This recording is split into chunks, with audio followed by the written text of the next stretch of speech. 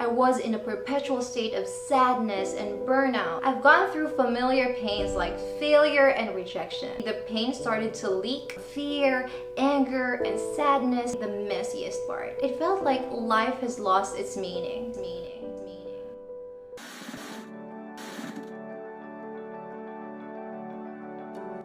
Hi loves, it's Grace. Welcome back to my channel.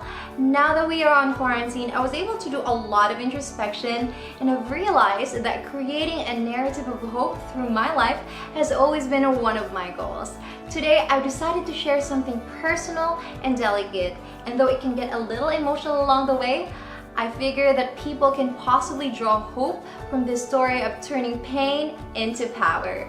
So if you are someone who's going through a rough emotional journey right now, I hope that my takeaways in my life experiences can help you in your own overcoming, and hopefully after this quarantine you'd be able to come out and face the world having regained your inner man and at the same time having that emotional wholeness as well.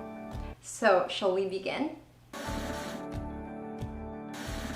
Every healing journey starts when we stop escaping and start confronting our heart issues. So the first step is acknowledge and confront. I remember last year's emotional setback. It was one of the hardest I've ever had. I went through a phase of denial that every day I kept neglecting my emotions and I went through life as if nothing's wrong. However, eventually the pain started to leak until my regular days felt like I was in a perpetual state of sadness and burnout, and it felt like life has lost its meaning. So I knew that I had to do something to somehow get through. So what I did to somehow manage was I tried putting some band-aids on, like self-love and self-care on a superficial level, but never really treated it. So when the wound started to fester and started affecting other areas in my life, it served as a wake-up call for me that I can't just cower away from it. Instead, I have to muster up the courage to look at it in the eye. Step number 2, identify. You can never solve a problem unless you get to its roots. You have to know your enemy first in order to defeat it. So to do this, I needed to revisit my memories, and going back to my painful experiences, I was able to pinpoint the roots of my pain and the effects they had in me. Last year, I experienced being abandoned by the people whom I thought would always have my back. I also experienced bashing. On top of that, I've gone through familiar pains like failure and rejection. But what made my emotional setback worse was, for the first time, I experienced bullying. Well, at least the kind of bullying where I didn't fight back, or I restrained myself from fighting back. I couldn't believe it happened to me. So those were the roots. I also had to identify the effects they had in me. So I realized that after experiencing all those things, I've become suspicious of people around me. I even wanted to cut ties with the ones who have never caused me pain. I found it hard to believe in relationships, and I struggled to let other people into my personal space. I became paranoid about almost everything that is happening around me. Moving on to step number 3, express. I suggest that you find a safe space for you to be able to be comfortable being weak or vulnerable, because step number 3 is actually the messiest part. It is where you'd be dealing with all the emotions attached to those roots. So be mad, be sad, blame, shout, let it out. Allow yourself to be true. Don't try to be polite or don't try to be correct, because the goal here is for you to be able to feel your emotions and to express them. So that's what I did. I started talking how I was hurting, how mad I was, and how I couldn't believe why people are just so sly and rude. Next, step number 4, analyze. When you think you already spent enough time to feel and express your emotions, it is about time for you to start detaching and letting them go. Because emotions, they can blur our perception.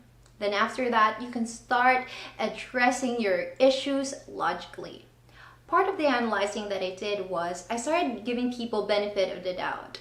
Not to give them an excuse for what they did, but to somehow understand where their actions and decisions were coming from. It's like getting a holistic view of what had happened before. This step is actually necessary for us to do the next and final step, which is giving it a closure by forgiving. But why forgive? I've realized that in all my healing journeys, this has been the ever constant solution. It is also a key to transition to the next level of being whole. What we don't understand is that forgiveness is not us releasing them from the accountability of their action, but it is us releasing ourselves from fear, anger, and sadness that can potentially cripple us down. It actually does more good to us than to them. I remember forgiving my circumstances. I stopped labeling my circumstances as bad or good and started seeing them for what they truly are. They are laid in front of us not to break us down, but to build us up. And it's up to us as to whether we would consider it as a feat to conquer, to get to the next level of growth, or not. I also remembered forgiving the people who have wronged me. I started looking at them using a different lens. This is where giving the benefit of the doubt can actually work. And I also remember forgiving myself because I know that to some degree I blamed myself for allowing other people to hurt me. So I gave that forgiveness to myself. And lastly, I remember forgiving God because I was reminded that He's for us and that He's good. And all those pain didn't come from Him. Those are actually consequences of other people's actions and decisions. One thing is for sure, He will make all things work together for our good. So to give it a closure, I release forgiveness.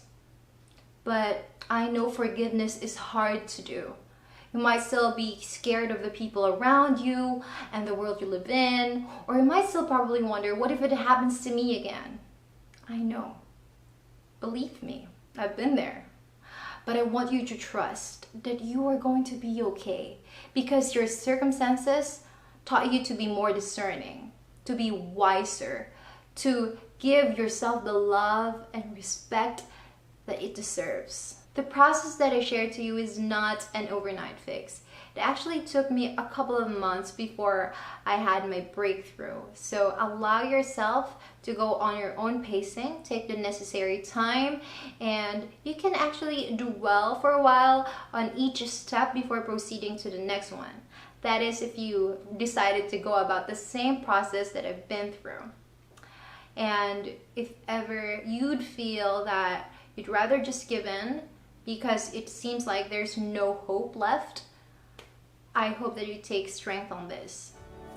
If I was able to come out of it as victor, you can as well, and I believe in you. Alright you guys, that's it. I hope you've learned a lot from this video, and if you want to watch more videos like this, be sure to subscribe and hit the post notification bell so you get notified every time I upload a new video. And if you find this helpful, please like, comment, and share. Thank you guys for watching. Stay well everyone, and see you on my next videos. Always remember that there are no bad or good days, only days of grace. Mwah.